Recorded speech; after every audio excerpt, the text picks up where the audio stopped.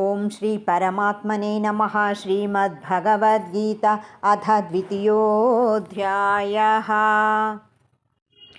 యోగస్థః కురు కర్మాణి సంగం త్యక్త్వా ధనంజయ సిద్ధ్యసిద్ధో సమో భూత్వా సమత్వై యోగ ఉచ్యతే.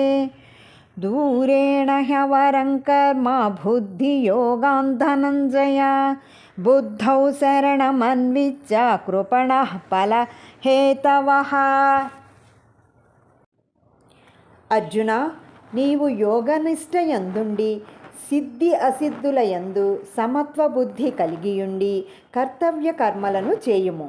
ఈ సమత్వ భావమునే యోగము అంటారు. సమత్వ బుద్ధితో చేసే నిష్కామ కర్మయోగము కంటే ఫలాపేక్షతో కూడిన కామ్యకర్మ చాలా తక్కువైనది. కాన నీవు సమత్వరూపమైన నిష్కామ కర్మమును ఆచరించే బుద్ధిని ఆశ్రయించుము. ఫలాన్ని కోరేవారు అల్పులు.